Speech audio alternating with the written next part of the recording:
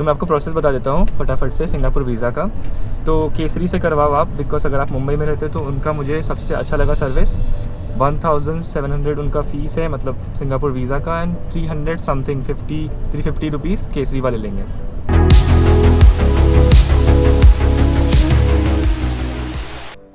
तो Singapore visa आप directly apply नहीं कर सकते ऑनलाइन। आपको अगर अप्लाई करना है तो या तो किसी ऑथोराइज्ड वीज़ा एजेंट से या तो फिर लोकल कॉन्टैक्ट से अप्लाई करना पड़ेगा। तो मैं रिकमेंड करूँगा कि आप किसी वीज़ा एजेंट से कर लो, एंड बहुत स्मूथ हो गया प्रोसेस वो। तो उसके लिए क्या क्या चाहिए आपको, तो फर्स्ट डॉक्यूमेंट जो आपको चाहिए सिंगापुर वीज़ा के लिए वो है आपका पासपोर्ट, जिसकी वैलिडिटी 6 मंथ होनी चाहिए, और उस पर कम से कम लास्ट के 10 पेजेस खाली होने चाहिए। सेकेंड आपको जो चाहिए वो है वैक्सीनेशन सर्टिफिकेट, बिकॉज वो बहुत ज़्यादा इंपॉर्टेंट है। वैक्सीनेशन के बिना आपको फिर कोविड टेस्ट करना पड़ेगा और बहुत सारे क्वारंटीन के सिस्टम्स एंड ऑल। मतलब उसमें एक और चीज़ लिखा था, मैंने एयरपोर्ट पे चेक किया था कि अगर आप वैक्सीनेटेड नहीं हो तो आपको एक स्टे होम नोटिस पूरा करना पड़ेगा, एंड बहुत सारे प्रॉब्लम्स हैं। तो मैं बोला था जैसे आपको श्रीलंका में भी जाओगे तो वैक्सीनेट होके जाओ, या कोई भी कंट्री में ट्रैवल करोगे फ़िलहाल तो वैक्सीनेशन होने के बाद ही करो तो बेटर रहेगा आपके लिए। तो सेकेंड हो गया वैक्सीनेशन सर्टिफिकेट। थर्ड थिंग आपको जो चाहिए वो है आपका वीज़ा का फ़ोटोज़, एंड वीज़ा का फ़ोटोज़ बहुत स्ट्रिक्टली जैसा उन लोग ने बताया वैसा ही चाहिए आपको। तो मैं डिटेल्स डाल दूँगा नीचे कि कैसे आपको, मतलब कौन से डायमेंशंस एंड क्या चाहिए और कौन सा बैकग्राउंड होना चाहिए, वो यहाँ पे नीचे मैं लिख दूँगा। देन ये 3 चीज़ें हो गई। चौथी चीज़ जो आपको चाहिए वो है एक कवरिंग लेटर। तो कवरिंग लेटर बहुत ही सिंपल होता है, उसका भी फॉर्मेट मैं नीचे डाल दूँगा।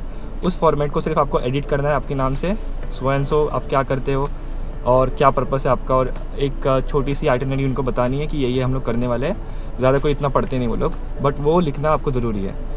और एक जो काफ़ी इंपॉर्टेंट डॉक्यूमेंट है वो है बैंक स्टेटमेंट, जो आपको लास्ट 6 मंथ्स का लगेगा। उसमें आपको मिनिमम 1 लाख रुपीज़ होना चाहिए।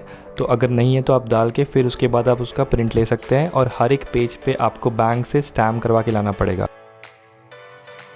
उसके बाद अगर आप एम्प्लॉयड हो तो आपका सैलरी स्लिप लगेगा, या तो आपका एम्प्लॉयमेंट का डॉक्यूमेंटेशन जो भी आपका है, या अगर आप फ्रीलांसिंग करते हो या तो आप सेल्फ एम्प्लॉयड हो तो ITR रिटर्न मांग सकते हैं वो लोग, बट मुझसे तो नहीं मांगा था। सेल्फ एम्प्लॉयड जो हो आप, उसके बारे में आपका कंपनी का अगर कुछ है डिटेल्स तो आप दे सकते हो, बट अदरवाइज़ कोई प्रॉब्लम नहीं है अगर आप नहीं भी दोगे तो ये डिटेल्स था। एंड और क्या मांगा था फिर? स्पॉन्सरशिप। हाँ स्पॉन्सरशिप, बट हम लोग का नहीं था ना, तो वो नहीं लिया था हम लोग से।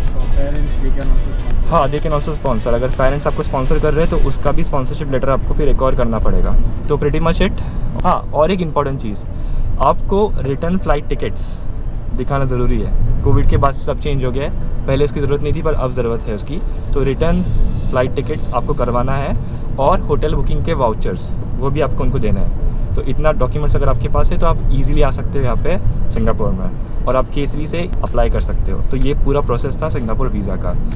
अब मैं नेक्स्ट कंट्री जो जाऊँगा वहाँ जाके बताऊँगा कि उसके लिए मैंने कैसे अप्लाई किया और क्या क्या चाहिए था। अच्छा, और एक चीज़, अगर आप इंश्योरेंस रखोगे तो अच्छा है, बहुत सस्ता सा इंश्योरेंस आपको मिल जाएगा नेट पे। अब मैं नाम नहीं लूँगा किसका, क्योंकि वो आपके ऊपर है।